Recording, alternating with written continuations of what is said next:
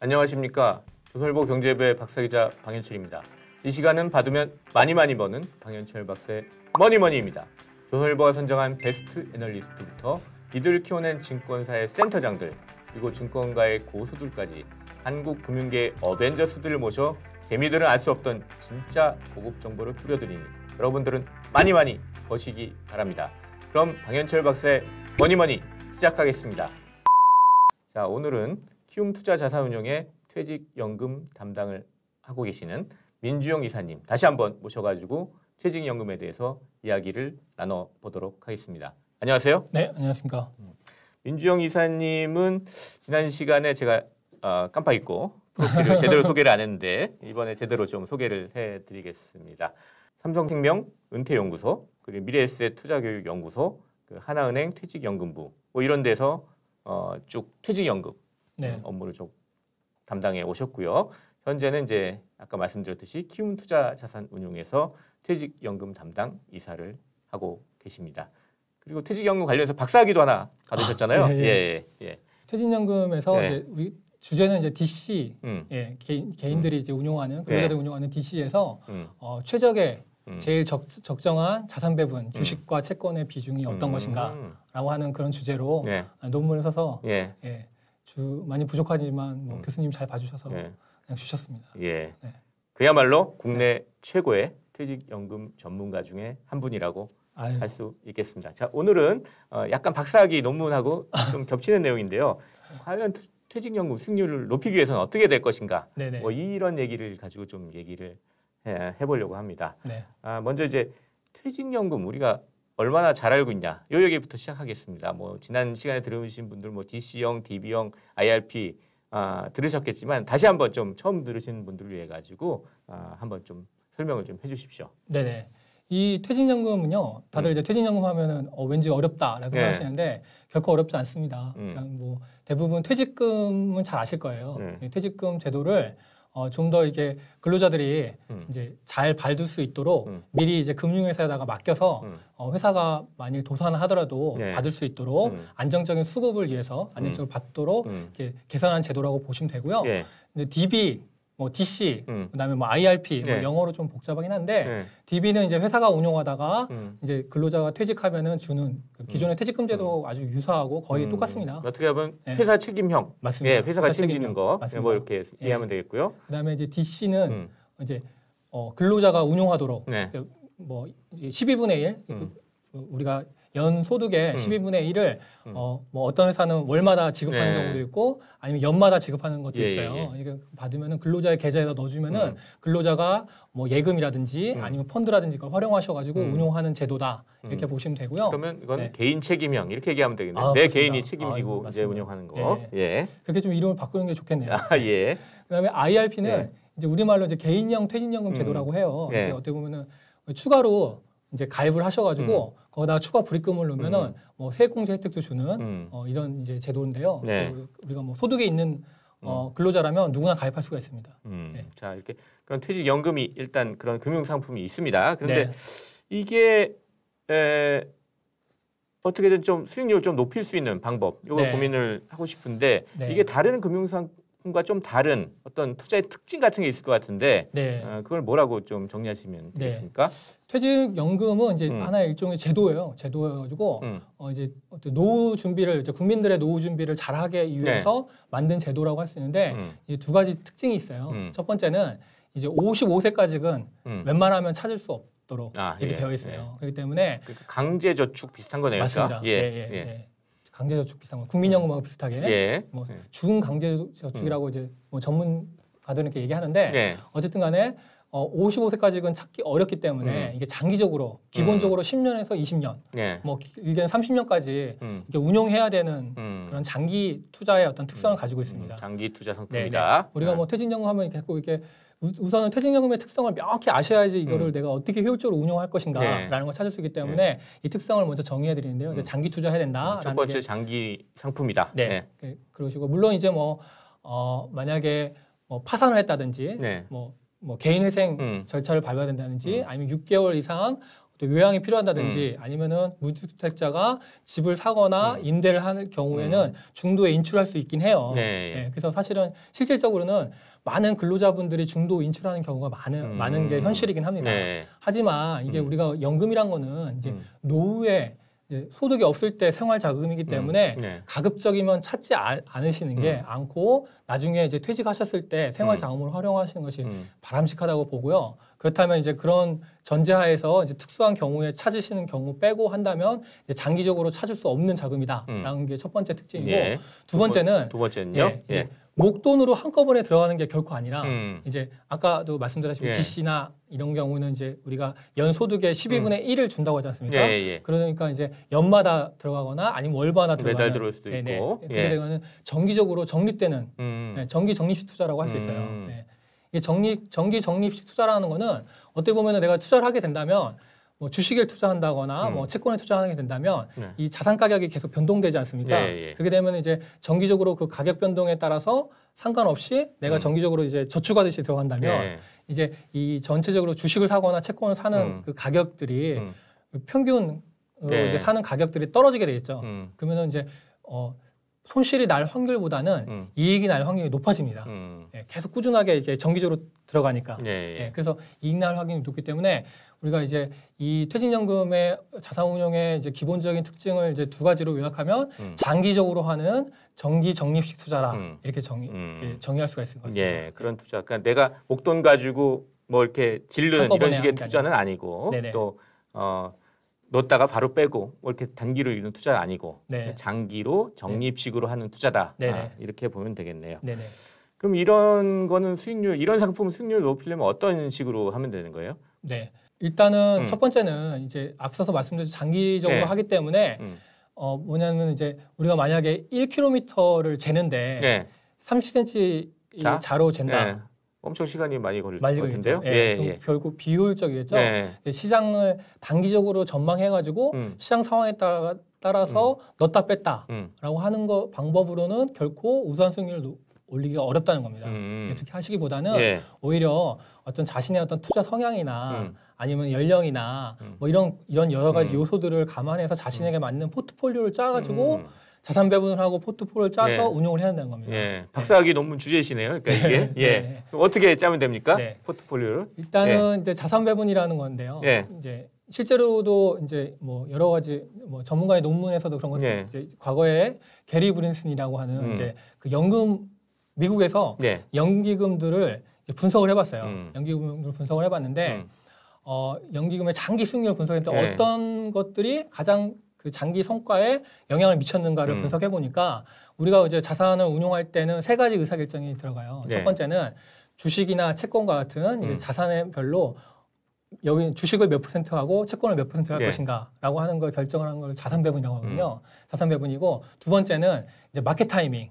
주가가 오를 것 같다. 그러면 주식을 사고 샀다가 떨어질 것 같다. 팔고. 이런 마켓 타이밍이고. 이게 마켓 타이밍이고. 그다음에 세 번째는 종목 선정.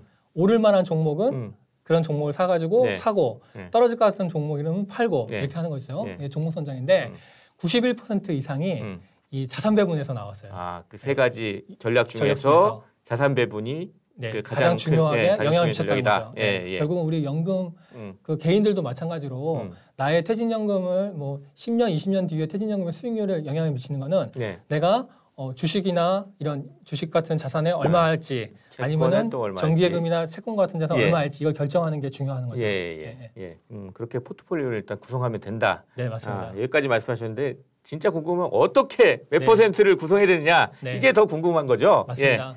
그렇게 이제 자산 배분을 결정하는 방법은 이제 두 가지가 있습니다. 첫 번째는 이제 연령, 생애에 따라서 나이에 따라서 연령에 따라서 하는 거예요. 가장 많이 활용하는 방법이 뭐 예를 들면 100배기 나이나 아니면은 최근에는 좀 적극적으로 하시는 분들은 110배기 나이 이렇게 합니다. 그러면 뭐 50살이다. 그럼 100에서 50 빼면 50이 남는데 그러면 맞습니다. 이건 너무 쉽네. 주식 채권 반반. 반반 하는 거고 뭐 110이라고 한다면은 반대로 또 60%가 되겠죠. 60이 그럼 주식에 넣는 거예요? 60을 하는 거죠. 뭐 사실은 또 어떤 분들은 이제 그렇게 얘기하시는 분들 계세요. 자산 배분에 너무 헷갈리다.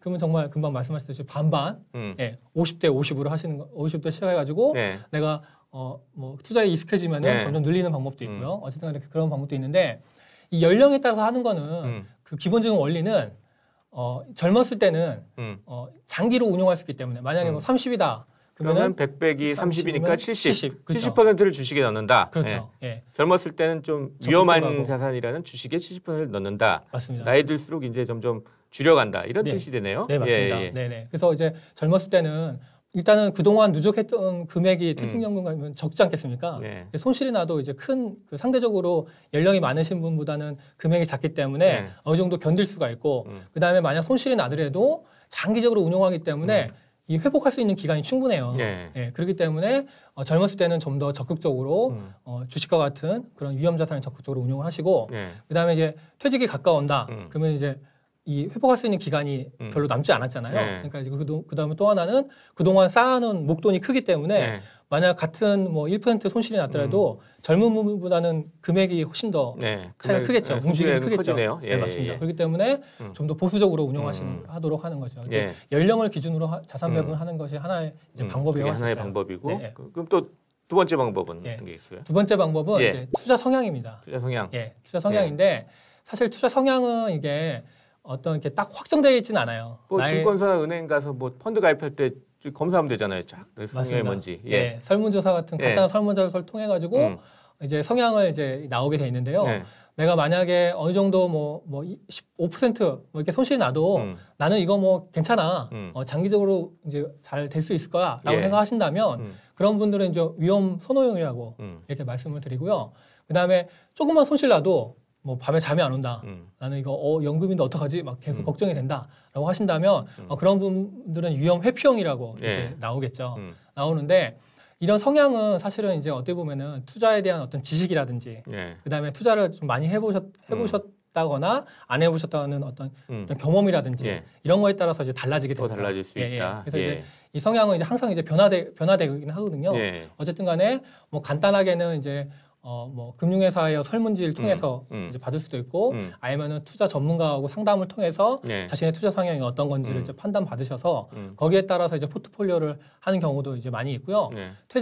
최근에는 이제 퇴직연금을 하는 이제 금융회사들이 그런 어떤 성향에 따라서 이제 모델 포트폴리오라고 해서 모델을 또 닦잖아요. 네. 기본형이 있는 거군요. 네, 그러니까 예, 홈페이지 같은데 이렇게 예. 올라와요. 그래가지고 이제 뭐 안정적으로 운영하고 싶은 고객들은 어떤 펀드, 그다음에 이제 적극적으로 하시는 분들은 어떤 펀드 이런 식으로 해서 홈페이지에다가도 게시하기 때문에 네. 뭐 그런 자료들도 좀 활용하셔가지고 자신에 맞는 어떤 성향에 따른 포트폴리오를 짜는 것도 하나의 방법인 것 같습니다. 네.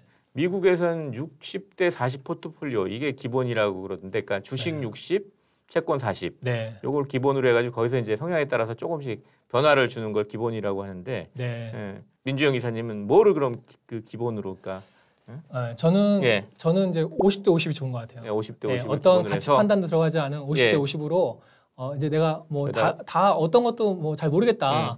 그러면 이제 50대 50으로 하시다가 하시면서 나는 근데 좀 뭐 이게 위험 추구형인 것 같다. 네네. 뭐 도박을 좋아하는 것 같다. 쉽게 얘기해서. 예. 그러면 좀 적극적으로 주식 하시고 쪽을 이제 60으로 좀 늘리시고 예. 나는 근데 약간 좀 떨어지니까 너무 마음이 예. 힘들다라고 하시면 좀 이제 그 주식을 좀 줄이고 잠이 안 온다. 주식 사면 잠이 네네. 안 오는 분들, 이런 네. 분들은 조금 주식 비중을 좀 적게 하고 네네. 뭐 이런 식으로 투자 성향에 따라서 할 수 있다는 얘기네요. 절대적으로 그러니까, 이게 딱 정해진 황금 비율은 없는 것 같아요. 네. 자신에게 맞는 그런 이제 그런 비중을 맞추는 것이 필요한 것 같습니다. 그래서 이제 퇴직연금을 쭉 그 매년 뭐 이렇게 해가지고 쭉 쌓아갈 거 아닙니까? 그 투자해서 또 불리고 해서 수익률을 해서 딱 하면 이게 55세까지는 일단 기본적으로 못 찾는다고 그랬잖아요. 네네. 55세가 됐어요. 네네. 그럼 꽤 이제 많이 모여 있을 거 아니에요. 그러면 네. 이걸 어떻게 찾는 게 유리하냐? 네. 또 이것도 좀 이슈가 될 것 같은데요. 네. 어떻게 좀 찾는 게 유리해요? 네, 그렇습니다. 네. 이게 이제 55세 이제 이상이 돼서 퇴직을 하시게 되면은 네. 이제 그동안 겪어보지 못했던 이제 그 정기 소득이 끊기는 네. 월급이 끊기는 일이 발생하기 때문에 많은 가입자분들이 이거 어떻게 할까 되게 막막해 하시는 게 현실인 것 같아요. 네. 예, 이럴 때는 이제 우선은 이 퇴직연금만 바라보실 게 아니라 그동안 쌓으셨던 국민연금, 개인연금, 퇴직연금 같은 연금 자산이라든지 그다음에 이제 모아놓으셨던 자산들, 그다음에 이제 부동산 자산들 이런 것들을 놓고 종합적으로 좀 설계할 필요가 있어요. 종합적으로 설계해서 내가 이제 이것들을 근데 이제 어떻게 이제 받아갈 것인가, 네. 받아서 생활비를 활용할 것인가를 예. 이제 계획을 짜실 필요가 있습니다. 그래서 만약에 뭐 너무 모자르다, 예, 이제 자신의 어떤 생활 수준하고 그동안 모아놓은 돈도 모자르다. 네, 모자르다 하면은 근로 기간을 좀 더 늘리는 것도 네. 하나의 방법이고, 예. 아니면 생활비를 좀 낮출 수 있는 예. 곳으로 이사를 한다든지 이렇게 현실적인 방법을 찾으면은 충분히 뭐 이렇게 난감한 상황에 발생하지 예. 않고 이렇게 살아갈 수 있습니다. 그러니까 너무 걱정하지 마시고요. 전체적으로 이제 차분차분하게 예. 그동안 쌓았던 이제 자산들과 연금 자산들과 이런 것들 놓고 계획을 짜는 게 이제 필요하다는 볼 수 있습니다. 퇴직연금만 보는 게 아니라 전체 네. 쭉 내가 집이 있으신 분은 집부터 시작해가지고 집이 네. 없으신 분은 또 다른 주택연금도 활용할 수 있고, 게 있고 네. 아니면 또 국민연금은 근데 바로 받을 수는 없잖아요. 국민연금 한 60 넘어가지고 지금 점점 더 또 저기 65세까지 또 예. 나이가 좀 미뤄지니까 또 네. 그것도 다시 따져봐야 되겠고 그다음에 이거 말고도 또 예금해 놓은 것도 있고 뭐 다른 투자해 놓은 것도 있고 그러니까 전체를 다 가지고 이렇게 퇴직 후에 어떻게 할 것인가를 설계하는 게 먼저 우선이다. 네, 맞습니다. 그게 우선이고 그다음에 이제 퇴직연금은 그럼 어떻게 해요? 네, 퇴직연금은 이제 55세부터 이제 받을 네. 수가 있어요. 네. 55세가 받을 수 있고 퇴직연금을 받는 방법은 되게 다양해요. 이제 뭐 그 정해진 일정한 액수로 받을 수도 있고 일정한 기간으로 나눠서 받을 수 있고 이런 것들은 이제 금융회사들 가서 상담을 하셔가지고 받을 수가 있고요. 그다음에 또 우리가 퇴직연금의 종류에도 이제 IRP라는 것도 있잖아요. IRP도 있는데 IRP도 이제 우리가 퇴직연금은 맞아. 그러니까 퇴직연금을 예를 들어서 우리가 내가 DB로 가입했다, 아니면 DC로 가입했다. 그러면은 나중에 연금 받을 때 바로 DC에서 받는 게 아니라 무조건 다 IRP 계좌로 다 옮겨가게 돼 있죠. IRP 계좌로 옮겨가도록 돼 있어요. IRP 계좌에서 옮겨서 거기서 이제 목돈을 받을 것인지 아니면 연금을 받을 것인지 선택하게 돼 있어요. 근데 목돈을 받게 되면은 또 세금이 올라가는 전에 말씀드린 세금 올라가게 되고 연금을 받을 경우에는 연금소득세 낮은 세율의 연금소득세를 내면 되고 맞습니다. 목돈으로 받게 되면 그 동안에 좀 누렸던 세금 혜택을 조금 다시 되돌려야 되는 그렇게 그런 그래서 이제 문제가 있군요. 연금으로 받을 때 훨씬 더 유리하도록 그렇게 되어 있습니다. 그러면 그래도 이제 연금을 조금씩 연금으로 만약 받는다면 조금씩 받는다면 여기 이제 일단 목돈은 있을 거 아니에요. 네네. 요것도 계속 운영은 되고 있는 거잖아요. 그러니까 네네. 내가 조금씩 찾더라도 네네. 그럼 이거는 어떻게 좀 수익률 더 높일 수가 있어요? 네. 그러니까 연금으로 받을 때 이제 이 어떻게 되면 효율적으로 내가 연금으로 받으면서 운용을 할 것인가라고 하는 문제인데 이제 두 가지 원칙이 있습니다. 첫 번째는 이제 일단은 연금으로 받을 경우에 우리가 이제 노후에는 사실은 어떻게 보면 젊었을 때는 이제 평균적으로 소득이 있기 때문에 뭐 세금이라든지 이런 비용에 대해서는 크게 이제 그 부담이 안 될 수 있어요. 근데 이제 이 정기적인 소득이 끊기고 나면은 세금도 또 부담이 되지 않습니까? 세금 부담이 되기 때문에 세금을 충분히 감안을 해가지고 절세 전략할 수 있는 연금의 인출 방식을 이제 받아야겠죠. 그래서 이제 예를 들어서 그거의 원칙은 이제 가급적이면 연금 받는 그 금액을 한 곳에 한 시기에 몰리지 않고 충분하게 이제 퍼뜨리는 게. 그러니까 1년이 12개월이면 12개월 안에 조금씩 이렇게 나눠 받을 수 있게. 네네. 아니면 뭐 10년 동안이면은 뭐 1, 2년 동안에 많이 받고 뭐 나중에 적게 받고 이런 게 아니라 충분히 퍼뜨리는 게 세금을 적게 낼 수 있는 방법인 거죠. 뭐 국민연금 같은 경우는 기본적으로 종합소득세를 받아야 돼. 대상입니다. 그렇기 때문에 근데 이제 다른 뭐 근로소득이라든지 다른 소득이 많으면은 그만큼 이제 세율이 올라가게 돼 있잖아요. 그렇기 때문에 가급적 다른 소득이 없는 시기에 연금 개시를 하는 게 바람직합니다. 그래서 이제 뭐 우리가 국민연금이라서 65세 받는다고 해서 65세에 꼭 받아야 된다 그게 아니라 뒤로 미룰 수 있거든요. 뒤로 미룰 경우에는 7% 이상으로 이게 1년마다 더 얹어주죠. 얹어주기 때문에 이렇게 연금 개시하는 시기를 내가 조정할 수가 있고요. 물론 이제 뭐 좀 어려운 경우다라고 하면 연금을 또 빨리 받을 수도 있어요. 최대 5년까지 앞으로 당길 수도 있고 뒤로 미룰 수도 있습니다. 그렇게 할 수가 있고요. 그다음에 이제 퇴직연금 같은 경우 퇴직연금이나 개인연금은 합산해서 연 1,200만 원이 넘으면은 종합소득 과세 대상자가 돼요. 종합소득세 과세 대상이에요. 돼요. 그렇기 때문에 가급적이면 이제 퇴직연금 같은 경우도 여기 IRP로 받는다고 하지 않습니까? 그러니까 IRP도 보통은 이제 우리가 금융회사 한 곳에다만 IRP 가입하지 마시고요. IRP를 여러 개 할 수 있어요. 또 그래요? 이것도 꿀팁이네. 꿀팁인데 금융기관마다 한 개씩 할 수 있거든요. 그러니까 IRP를 하나만 하지 마시고 뭐 두세 개 정도 이렇게 하셔가지고 증권사에도 하시고 은행에도 하시고 이렇게 여러 개 하셔서 그 연금을 개시하는 그 시점을 분산할 수가 있겠죠. 예, 그렇게 해서 분산해서 하시는 것도 하나의 방법이고요. 예. 그다음에 뭐 주택연금 같은 경우는 기본적으로 이제 부채이기 때문에 그거는 세금이 없습니다. 네, 세금이 없고요. 그다음에 이제 우리가 뭐 그 세제 혜택이 없는 또 연금 보험 같은 경우 있어요. 이 경우 같은 경우는 종신으로 받으시면은 금액과 관계없이 비과세를 받을 수 있습니다. 그래서 이제 종신으로 받으시는 것도 하나의 이제 방법인 게 될 수 있겠죠. 자, 그렇게 해서 이제 쭉 그 민주영 이사님하고 퇴직연금 수익률 높이기 전략을 가지고 쭉 지금까지 얘기를 해봤고요. 그 일단 그 처음에 넣기 시작해서 운영할 때 어떻게 수익률을 높일 수 있는지, 자산 배분 전략을 어떻게 짜야 되는지, 뭐 나이에 따라서 하는 거고 투자 성향에 따라서 하는 거 이렇게까지 좀 얘기를 해봤고, 그리고 다 이제 받을 때가 돼가지고서는 또 어떻게 받으면 또 유리하게 세금에 또 유리하게 받을 수 있는지 이 부분까지 같이 알아봤습니다.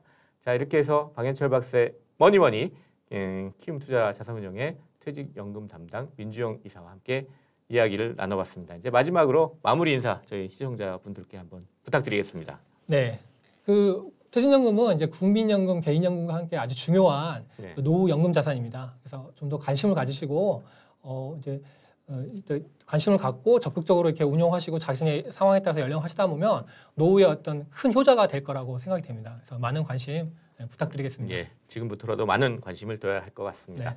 예, 지금까지 방현철 박사의 머니머니 함께해 주신 키움투자자산운용의 퇴직연금 담당 민주영 이사님이셨습니다. 그리고 저는 조선일보 경제부의 박사기자 방현철이었습니다. 이 시간은 많이 버는 방현철 박사의 머니머니입니다. 자, 그럼 다음 시간에 또 뵙겠습니다. 감사합니다.